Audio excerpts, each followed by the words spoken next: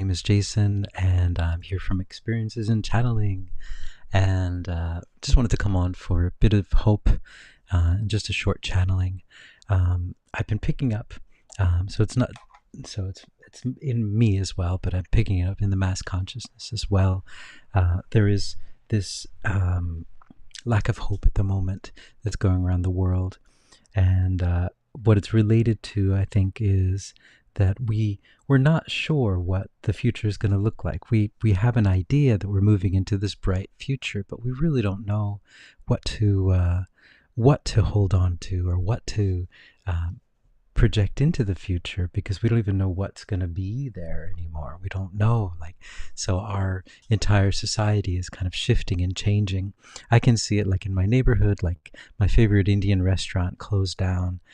They had been in business for like 30 years, and so there's a lot of like empty storefronts all over the place, and there's an apartment building that's close to where I live, and it's a huge apartment building, probably about fits about 1,000 people, and it just one day everyone was gone. There's nothing, and just so it's just that kind of feeling. Like you can really see it visibly with your eyes, that the world is changing and people are kind of leaving the world, and it's just kind of like a little bit of a sad feeling, I guess. The old world is passing away, but we really don't know what the new world is like. We have images and ideas, but we really don't have anything really concrete that we can kind of hold on to, and so it can be a bit confusing in these times. And so just wanted to come on to talk about that. And I'm going to do a little bit of channeling about that. Before I do, in the background is my site. And also, we had the Tartarian channeling over the weekend. And it was a 2-hour-long channeling. Thanks, guys, for joining in. And so if you would like to purchase the recording, it's here. So that we have the recording and the transcript. So if you're interested, the link is below. Just go to offerings. And so I just wanted to share that. A lot of really interesting stuff.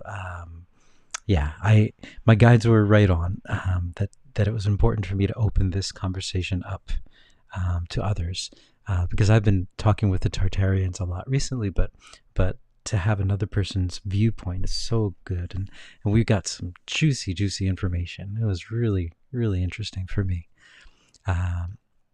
So yes, and I want to share, so speaking of our lack of hope, this is a Course in Miracles. I've been doing the Course in Miracles for about 6 years. I took a break for a few months because I got a little disillusioned by it. I was getting too close to it, actually. I was getting to the point where I was getting into arguments with people about the Course in Miracles. So this means this, and this means this, and and I realized, I got to take a step back, because this is just a practice. It's not a religion, And so you have to be careful, I think, with any kind of practice that you do. That you just think about. I always think about the story of Buddha, Gautama Buddha. He was when he was doing the meditation. When he was sitting under the tree, and he was doing, he wasn't eating, he wasn't drinking, he was just fasting, and he was giving up all things of the world. And then, I can't remember her name, Sujata, Princess Sujata, was having a wedding celebration soon. And at that time, if you had a wedding celebration, you would give alms to someone. And so she figured she would give to that really emaciated looking guy that's been sitting by the river under the tree. And so she gave him milk and honey, and he ate it, and his followers were around him, and they were also emaciated, and they were like, what's he doing? He's our leader, and we've been struggling and following his rule, and now he's just breaking all the rules. He's eating, And I think that's the lesson, is just don't get too caught up in all this stuff. Make sure you keep your mind open, and make sure that you're able at any point to just stand up and walk away, because that is the spiritual practice. If it feels right for you, then do it. Don't feel confined by it. So I wanted to share that, and I've kind of lost my point, but I guess that's the point. You lose your point.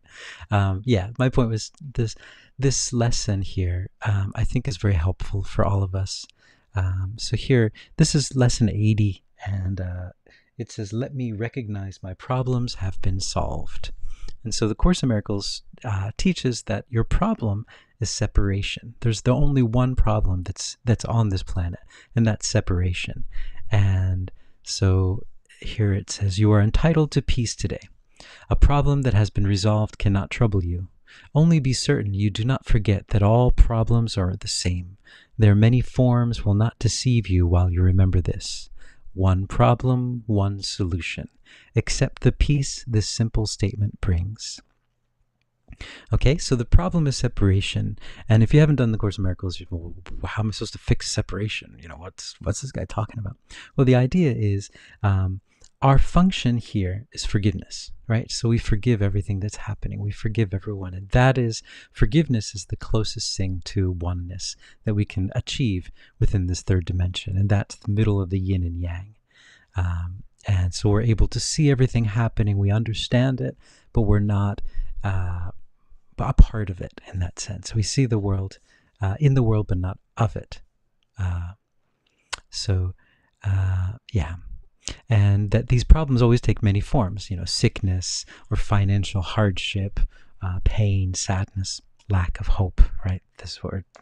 But it's just separation. When we realize that we're looking for hope within this world around us, this is an illusion. It's a world that's already happened, and that the peace comes from inside of us. And I think that's the message. So I'm going to go into a channeling now and see what they have to add. So here we go. All right.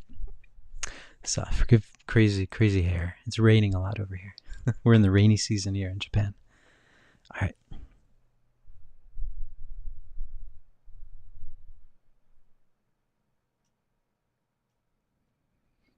Greetings. We are the one that you know of as Yeshua. And yes, many of you at this time are struggling through these hard times.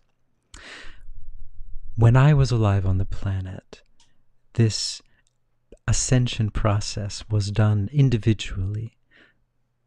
People would travel to distant places. They would travel to the tops of mountains, and they would reach ascension by themselves.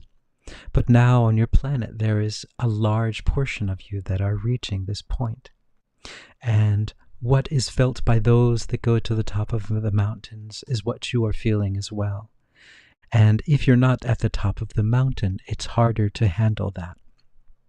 At the top of the mountain, there's nothing to hold on to. You are completely and utterly alone, and that is the reflection of your reality.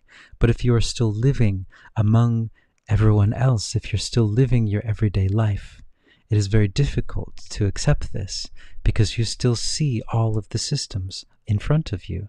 You still see the schools, the banks, the grocery stores, the supermarkets, the malls. All of these different things are still there. That old world is still there, but it seems very distant to all of you. It seemed before that it was much closer, and that you were much more a part of it, that you were a part of that world, and that you had ups and downs, this roller coaster of emotions, but you never felt that you were completely and not of the world. And now you're feeling it. You're feeling that isolation. You're feeling that even though the world is playing out around you, you're not there anymore, that you're somewhere else. And this is a beautiful place to be, but it is a difficult place to be. It is difficult. And this is the separation. You are separating yourself, and that is the pain that you feel and the loss of hope, because you're recognizing your separation. You're recognizing that all of the things that you held on to did not bring you happiness. All of those things that seemed to have brought you happiness, they only brought a brief sense of happiness, a fleeting sense, maybe 5 seconds or 10 seconds of peace. And then it was gone, replaced with that emptiness, that deep, dark, empty pit that you tried so hard to fill in with so many different things. And you're realizing now that the pit was not so deep, and that the deepness was the separation. The deepness was how hard you were holding on to this world. And now that you're letting go of it, you feel a lightness to your being. But at the same time, you don't know where you're going. It's as if you're floating away from the the earth, but you don't know where the destination is. And what we're here to tell you all is don't worry, you are loved and you are love, and that there is nothing to worry about. This process can be difficult, it can be trying. We would suggest breathing through it, taking it day by day, hour by hour, second by second, being in gratitude, being in forgiveness, understanding that you are okay at this moment. You have the things that you need, the basic things that help you to survive. You have the food, you have the water, you have the house, you have a place, and you are alive. Even if you don't have a place, you're still alive. You're still surviving. You're still surviving in this beautiful, beautiful time. You are an amazing being. Remember that. You are an amazing being of light, having an experience down on this planet. Have fun. Have fun with this time. And when it gets rough, just breathe through it. Breathe through it. This is not going to last forever. And understand that what is coming is going to be so amazing for all of you. It will be so beautiful. There is such a bright future for all of you. All right. So thanks, guys, for listening. Oh, I don't have my mug. I just have the green tea today. So happy green tea. So ciao for now. And I hope you guys are hopeful.